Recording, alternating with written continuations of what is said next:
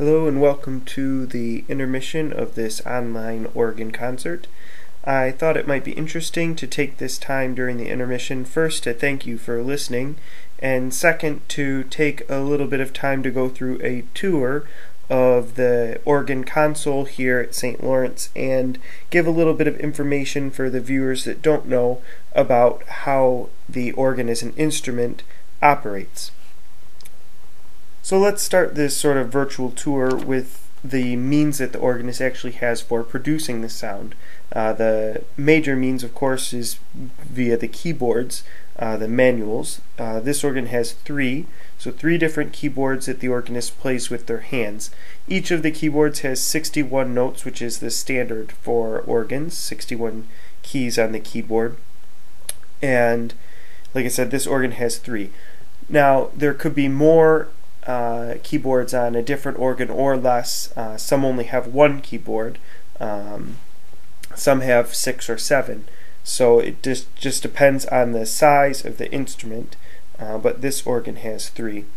The other main means for producing sound on the instrument, other than the keyboards you play with your hands, is of course the keyboard that you play with your feet as an organist. The pedal board has 32 different notes, so it's smaller in scope, but each of the physical keys is much larger because you're playing them with your feet instead of your hands.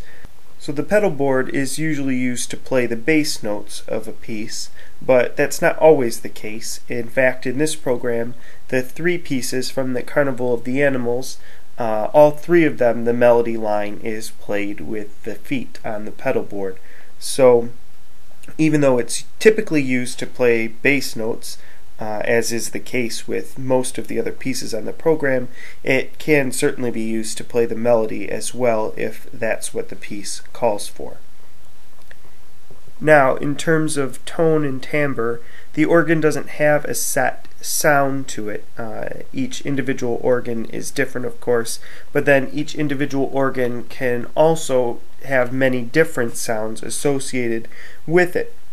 And the sound that the organist wants, whether it's something quiet and soft or very loud and boisterous, is controlled by the stops. Most organs have stops that are draw knobs, as this organ does, and to turn on a certain sound, you pull the draw knob out.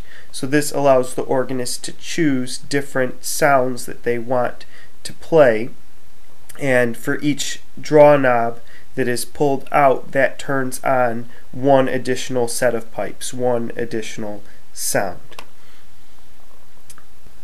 Now, one might ask, why 3 different keyboards? What's the point of the extra keyboards? Why not just have one like on the piano? And the answer to that is that if you look at this organ, some are much larger than this. There are a lot of stops here, and so to sort of make things A, more manageable, and B, more flexible, the stops are divided up into what we call different divisions. So this organ has 3 manual divisions and the pedal division. The divisions are, starting with the bottom manual, the choir division, which is the division in this organ which is the softest division, and that's pretty typical on organs for the choir division to be the division which has a lot of the softer voices in the instrument. And in this picture here you can see the different stops that are associated with the choir manual. So the stops that are here in blue, only those stops play from the choir manual. So if you want to play one of those voices, you're looking at playing on the bottom manual. The second keyboard, the second manual, is the great division, which is typically the loudest division in an organ, and that's the case with this instrument as well. This division has several different stops which you might use as solo stops, solo voice in a piece. You can see on the right hand side as well of the console, the stops now illuminated in blue are the ones that you have available to you playing on the middle keyboard, this great division. The top keyboard of the instrument is called the swell division, and its stops are located on the left-hand side of the console. You can see them in blue. The swell division has, on this instrument, a lot of different color stops. So there's an oboe in the swell division. There are some string stops, a vox humana, just several different types of stops which add sort of a chorus type effect to the music. This is both, the swell division is louder than the choir but not as loud as the grate on this particular instrument. And lastly, all the way on the left as far as the stop draw knobs are concerned, we have the pedal division, which is, as I said before, responsible for the bass notes of the instrument. So the organist's job then is to use the resources that they have in the different divisions that are available to them to mix and match the tone colors of the stops in each division to create something musical. Now, I mentioned before that each division of the instrument has its own keyboard, the choir, grate, swell, and pedal. But sometimes the organist might want to be able to play all of the divisions from just one keyboard. For example, playing a big fanfare or anything that might use full organ, the resources of the entire organ, something that should be loud and flamboyant. For instance, in the toccata, the last movement of the Widor Fifth Organ Symphony, that piece uses pretty much full organ. So what allows us to accomplish being able to play all these stops from a different divisions of the instrument, all from the same keyboard, is what we call couplers. So the couplers are all listed up above the swell keyboard, and those are the intermanual couplers, couplers that work between manuals. So if I want to play the choir stops from the grate manual, I can turn on a coupler for that, so that all the stops that would normally play on the choir manual can now also be played from the grate manual as well. And the same thing goes for the swell. I can couple the swell keyboard to the grate, or I can also couple the swell keyboard to the choir. Additionally, each of the three manual divisions, the swell, the grate, and the choir, can be coupled to the pedal board. Now, there's another type of coupler on the instrument as well called intramanual couplers as opposed to intermanual couplers, which we were just talking about. The intramanual couplers allow us to couple a division to itself, which gives us the ability to play one stop. Let's say we have, for instance, a flute stop. I can use an intramanual coupler to couple that division to itself and play that flute stop at an octave higher than it might normally be. So by pushing the same key on the keyboard, instead of getting a flute, I get something an octave higher, which might sound more like a piccolo. I can do the same thing in reverse and say an oboe stop on the instrument. I could use the octave coupler down to make the oboe, by pushing the same key, sound an octave below what it normally would. So then you get, from that same stop, the oboe, a bassoon sound because it's lower in pitch. So between the intra and intermanual couplers, you can arrange the divisions of the instrument to play on whichever keyboard you would like, and you can also create a much fuller sound out of the instrument that way. Now that just about does it for the different ways that the organist has to create sounds out of the instrument. But right now you might be thinking, well, that seems like an awful lot of controls to be dealt with. And it is a lot of the time, but the organist has a little bit of help from what we call the combination action. The combination action is like a brain, a memory for the instrument that we have control over as the organist, from these small round buttons underneath each keyboard and from these toe studs to the left and right sides of the pedal board. And what this allows the organist to do is preset combinations of stops that they want to use or that they use frequently to one of these pistons. So just by a press of the button, you can instantly change the stop settings on the instrument. You'll see me use this to great good effect in the Roses from the South in the second half of the program. This particular piece, because it's an orchestral transcription, requires an awful lot of manipulation of the controls. So to aid me in that, I use the combination action quite a bit in that piece. But it really gives the organist a bit more freedom in controlling the stops and allows for an instant change between very different sounds. If you just want to add or turn off one or two in particular stops, you can always reach up and turn them off manually just by pushing in the draw knob, or turn them on by pulling out a draw knob. But if you have a lot of changes to make all at once, the combination action is a great tool for getting that done. At this point, I thought it might be interesting to talk about how the organ is arranged in the space here. And so in this picture you see a view of the entire front of the church. The organ console is off all the way to the right hand side, and in this picture you see it highlighted in green. And the great division is all the way up on our left hand side of the screen, highlighted in blue here. So you can see that the great division is actually a significant distance away from the organist when you're sitting at the organ console. And this poses an interesting issue with delay from the time that the organist actually touches the key and the time when the organist hears the sound come back to them.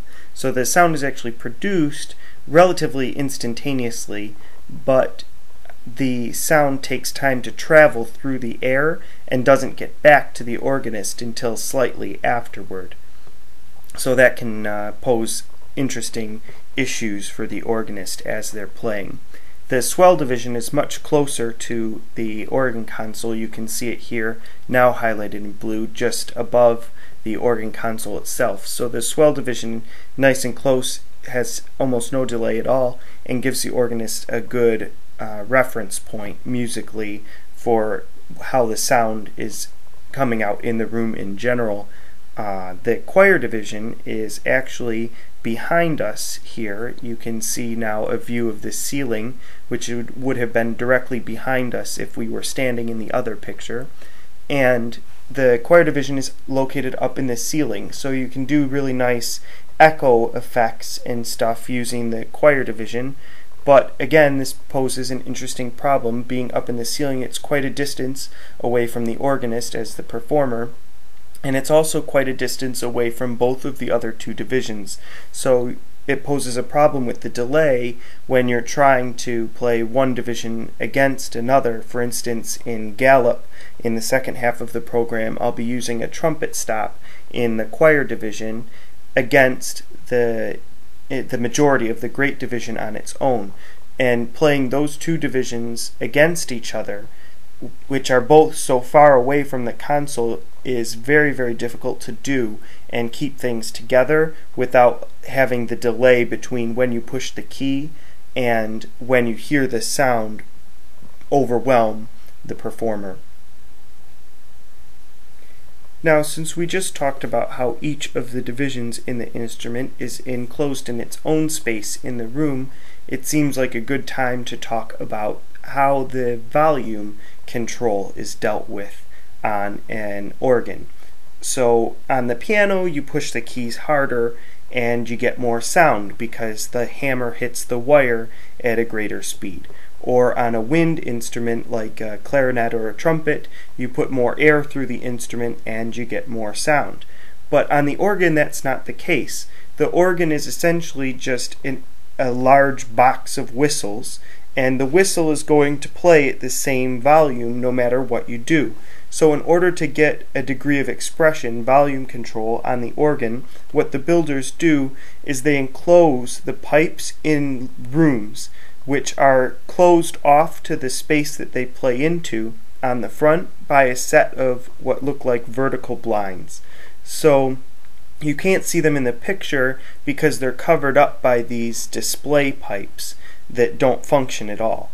But what's back there behind that in an organ is this room full of pipes with these vertical blind-like shutters on the front.